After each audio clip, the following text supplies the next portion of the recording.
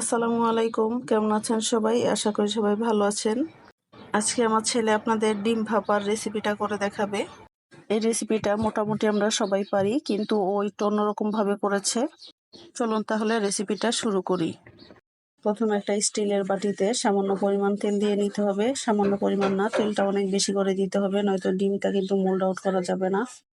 স্টিলের বাটির চারপাশে খুব ভালো করে তেলটা মাখিয়ে নিতে হবে। আমার ছেলে মেজারমেন্ট কাপের চামচটা দিয়ে খুব ভালো করে তেলটা মাখিয়ে নিচ্ছে। চামচ দিয়ে খুব ভালো করে তেল মাখানো হচ্ছে না, এর জন্য ও হাত দিয়ে আবারও তেল মাখিয়ে নেওয়ার চেষ্টা করছে। এবারে খুব ভালো করে তেলটা মাখিয়ে নিয়েছে। এই ডিম ভাপাটা করতে কিন্তু স্টিলের বাটি লাগবে। এবারে এই স্টিলের বাটিটাতেই ও 4টার মতো ডিম নিয়ে নিবে। আপনারা আপনাদের পছন্দ মতো ডিমটা কম বেশি করে নিতে পারবেন। 4টা ডিমে মোটামুটি অনেকগুলো হয়। এবার ডিমে দিয়ে দিব স্বাদ মতো লবণ। এবার ডিমের মধ্যে দিয়ে দিব 1 টেবিল চামচ পেঁয়াজ কুচি, কাঁচামরিচ কুচি দিব 2 থেকে 3টা।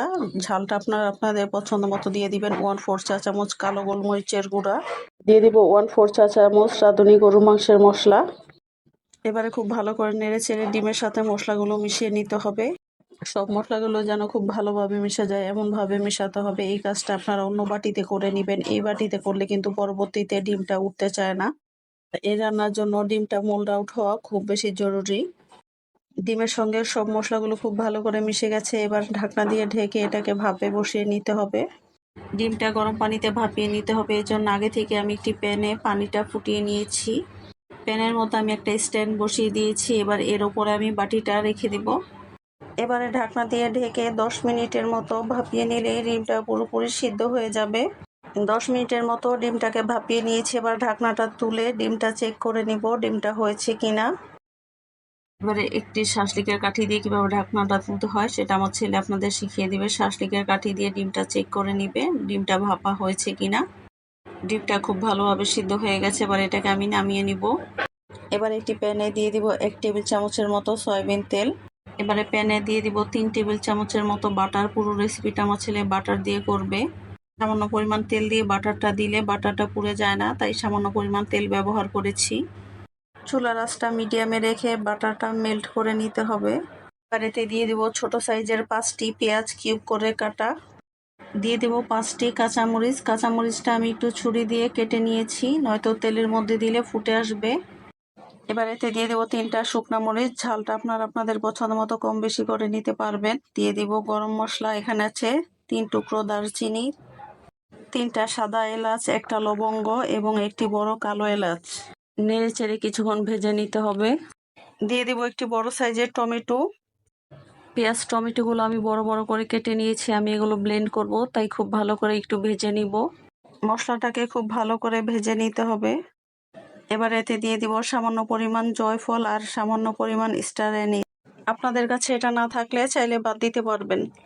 আমার মশলাটা খুব ভালো করে ভেজে নেওয়া হয়ে গেছে। এবার এতে দিয়ে দিব আমি 1/2 চামচ জিরা। জিরাটা একবারে শেষে দিতে হবে, নয়তো জিরাটা কিন্তু পুড়ে যাবে, আর জিরাটা পুড়ে গেলে মশলাটা খেতে ভালো লাগবে না। আমার মশলাটা খুব ভালোভাবে ভাজা ভাজা হয়ে গেছে। এবার এটাকে আমি নামিয়ে নিব। মশলাটা খুব ভালো করে ঠান্ডা করে নিয়েছি, এটাকে আমি ব্লেন্ডারে ব্লেন্ড করে নিব। আপনারা চাইলে পাটায় বেটেও নিতে পারবেন।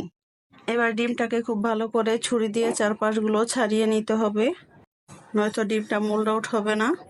এবার আমার ছেলে ডিমটাকে মোল্ড আউট করে নিবে, তাই বাটির উপর প্রচন্ড পরিমাণে থাবড়া থাবড়ি চলছে। এখনো ডিমটা বের হচ্ছে না।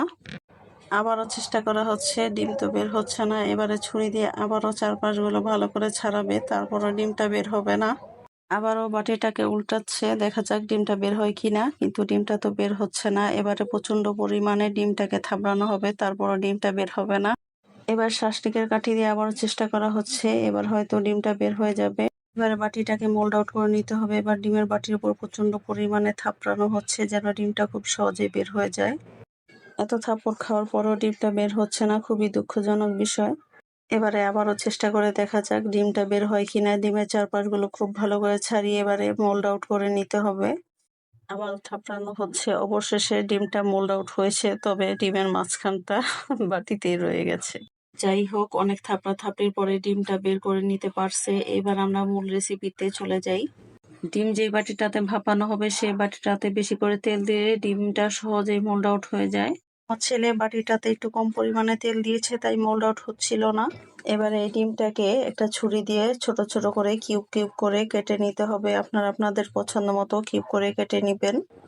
ডিমগুলো কিউব করে কেটে নেওয়া হয়ে গেছে। এবার একটি শাসলিকের কাঠি দিয়ে ডিমগুলো ছিদ্র করে নিতে হবে, তাহলে মশলাটা রান্নার সময় খুব ভালোভাবে ঢুকবে আর ডিমটাও খেতে অনেক বেশি মজা লাগবে। আপনারা চাইলে কাঁটা চামচ দিয়েও এটা করে নিতে পারবেন।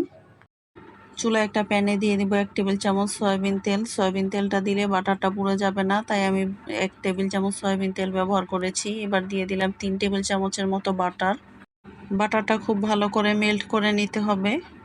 এবারে বাটারের মধ্যে দিয়ে দিব 2টা কাঁচামরিচ ফালি। এবারে দিয়ে দিব হাফ চা চামচের মতো সাদা জিরা আর 1 চিমটি শাহি জিরা। বাটারে অল্প কিছুক্ষণ জিরাটা ভেজে নিব। 30 সেকেন্ডের মতো জিরাটাকে ভেজে নিয়ে দিয়ে দিব ব্লেন্ড করে রাখা মশলাগুলো। ব্লেন্ড করে রাখা সবগুলো মশলা আমি বাটারের মধ্যে দিয়ে দিয়েছি। এবার খুব ভালো করে মশলাটা ভাজা ভাজা করে নিব। মশলাটাকে খুব ভালো করে কষিয়ে নিতে হবে। এবার দিয়ে দিব 1 টেবিল চামচের মতো আদা রসুন বাটা। মশলাটাকে খুব ভালো করে তেলের মধ্যে ভাজা ভাজা করে নিতে হবে। এইখানে পানি ব্যবহার করা যাবে না, আর যদি খুব বেশি লেগে যায় তাহলে অল্প অল্প করে পানি দিয়ে কষিয়ে নিতে হবে। এবার দিয়ে দেবো 1 চা চামচ কাশ্মীরি রেড চিলি পাউডার। এটা শুধু কালারের জন্য, আপনারা চাইলে এটা বাদ দিতে পারবেন। দিয়ে দেবো সামান্য হলুদ গুঁড়া। দিয়ে দিব হাফ চা চামচ রাঁধুনি গরুর মাংসের মশলা। মশলাটা যত ভালো করে কষাবেন তরকারিটা খেতে তত বেশি মজা হবে। দিয়ে দেব 2টা তেজপাতা, মাঝখান দিয়ে একটু ছিঁড়ে দিয়েছি, তাহলে স্মেলটা খুব ভালো আসে। এবারে এখানে আমি আরও কিছুটা বাটার দিয়ে দিব। আপনারা চাইলে ঘি অথবা তেল দিয়েও এই তরকারিটা করতে পারবেন, তবে বাটার দিয়ে তৈরি করলে খুব বেশি মজা হয়। দিয়ে দিব স্বাদ মতো লবণ। আমার মশলাটা খুব ভালোভাবে কষানো হয়ে গেছে। ব্লেন্ডারের জগে যে মশলাটা লেগেছিল সেটা ধুয়ে একটু পানি দিয়ে দিব। আরও কিছুক্ষণ ভালো করে কষিয়ে নিব। মশলাটা কষাতে কষাতে ভাজা ভাজা হয়ে গেছে। এবার আমি আর একটু পানি দিয়ে আরও কিছুক্ষণ ভালো করে কষিয়ে নিব। এইভাবে অল্প অল্প করে পানি দিয়ে মশলাটাকে খুব ভালো করে কষিয়ে নিতে হবে। মশলাটা যত ভালো করে কষানো যাবে তরকারিটা খেতে তত বেশি মজা হবে, তাই মশলাটা খুব ভালো করে কষাতে হবে। আমার মশলাটা খুব ভালোভাবে কষানো হয়ে গেছে। মশলার উপর বাটারটা উঠে গেছে। এবার আমি এতে দিয়ে দিব 1 কাপ পানি। এই তরকারিটা একটু মাখা মাখা হবে, তাই খুব বেশি একটা ঝোল দিব না। ঝোলটা খুব ভালোভাবে ফুটে গেছে। এবার ডিমগুলো সব দিয়ে দিব। সবগুলো ডিম দিয়ে কিছুক্ষণ রান্না করে নিতে হবে। 10 মিনিটের মতো তরকারিটা রান্না করে নিলেই হয়ে যাবে। ঢাকনা দিয়ে ঢেকে আমি 5 মিনিটের মতো রান্না করে নিব। আমি 5 মিনিটের মতো তরকারিটা রান্না করে নিয়েছি। এবার এতে দিয়ে দিব আমি কয়েকটা কাঁচামরিচ। তরকারিটা নামানোর 5 মিনিট আগে কয়েকটা কাঁচামরিচ দিয়ে দিলে কাঁচামরিচের খুব সুন্দর একটা স্মেল আসে। এবার ঢাকনা দিয়ে ঢেকে রান্না করে নিতে হবে, তাহলে কাঁচামরিচের স্মেলটা পুরো তরকারিতে ছড়িয়ে যাবে। আরও কিছুটা উপরে বাটার ছড়িয়ে দিব। এবারে দিয়ে দিব কিছু ধনেপাতা কুচি। ধনেপাতা কুচিটা আপনারা আপনাদের পরিমাণ মতো দিয়ে দিবেন।